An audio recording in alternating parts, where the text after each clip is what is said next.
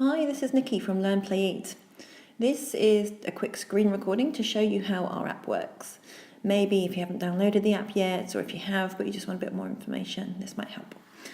This is the home screen of the app we're looking at now. The experiments button at the top gets you into the main part of the app. The progress button shows you what your child has done already and how they're improving.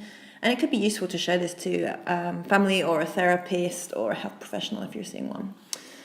The 5-minute food button is for if you don't have time to use the experiments section right now, but if you just want some quick ideas for fun ways for your child to interact with a particular food right now. Maybe if they have some broccoli on their plate at dinner time and they don't want to eat it, but you want to suggest some ways for them to play with it or learn about it, so they've at least taken that chance to have that exposure to the broccoli. And the dinner time hacks section gives you some quick ideas to make meal times less stressful for everyone involved. I'm going to tap on the experiments section right now.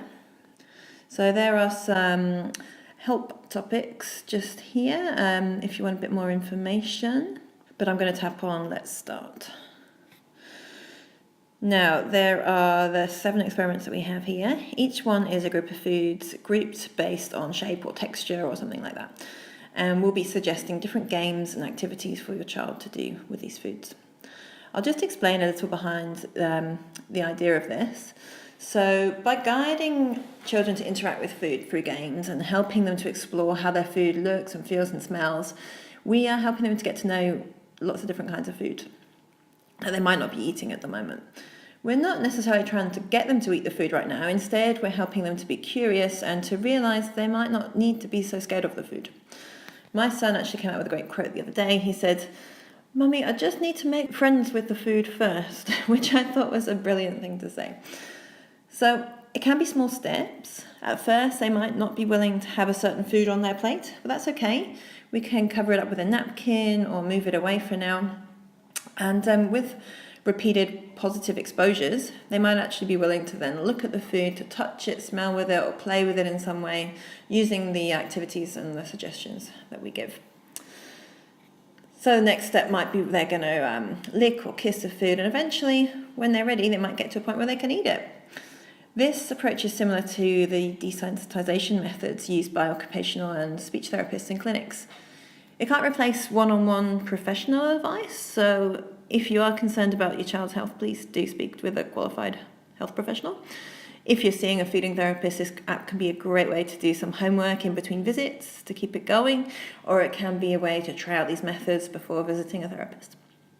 So now we're going to go into the Super Sticks experiment. This is the one you're going to have access to when you first download the app. If you want to access the other experiments, you can upgrade to a premium account, which also gets rid of the ads. I'm going to just select a few foods I'm going to use, maybe breadsticks first, because I know my child is totally fine with those. He'll eat those all day. So that's a good way to start. And then a couple which I know are a little bit more challenging for him, maybe carrot sticks and maybe sausages. And then it's going to take me through to a video screen. At this point, you want to have all your foods and plates and napkins ready and bring your child over to watch the video with you. This is really here for some peer modelling. My son is going to be in the video and he'll explain and introduce the stick foods experiment, and he'll just have a chat about how he can learn about the carrot he's holding and what games he might play. Let me just tap play.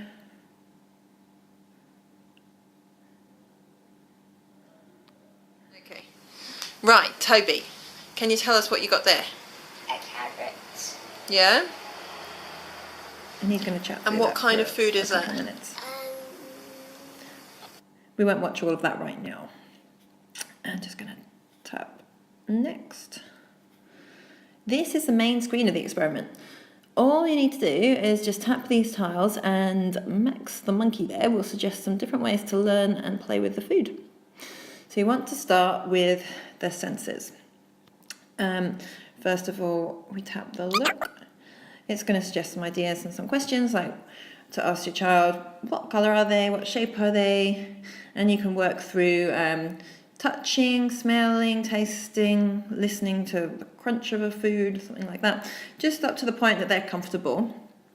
For example, the taste might not necessarily be eating, it could just be giving it a lick or a kiss. They could be describing how it tastes, is it sweet or salty, do you eat it quickly or slowly, how do you taste it, do you use a little nibble or a giant dinosaur bite? So lots of fun different ways to suggest how they're going to be learning about the food.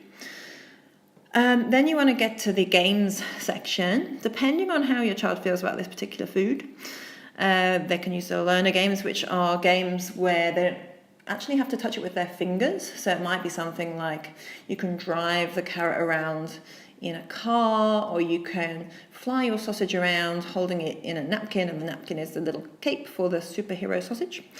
But because my son, he's okay with breadsticks, we'll try the expert games. So you're going to be touching this food, so maybe snap it in half, see how strong you are, maybe use it as a magic wand for a wizard, try and turn mummy into a frog or something like that. Maybe snap it in half and make some letters up with it, build things with it. So there's going to be lots of different activities and suggestions for games for each of the foods in each of the experiments. And you can do as many as you like. We suggest maybe 1 or 2 for each food. Just see how long it's taking and how your child's enjoying it. And every time you tap one of the tiles, it's going to give you a point. And so you can see how they're progressing through each of the foods. You can also use the photo tile to activate the camera, so you might want to take a photo of your child playing with the food that they can look at later and show their friends and family what they've been doing. Just going to tap done there. So that's saying I've completed my breadsticks part of the experiment, and move on to our carrots. I'll just tap a couple quickly here to go through it. And tap done. My carrots are completed, but you're obviously spending a lot more time on this when in reality. And then through the sausages as well.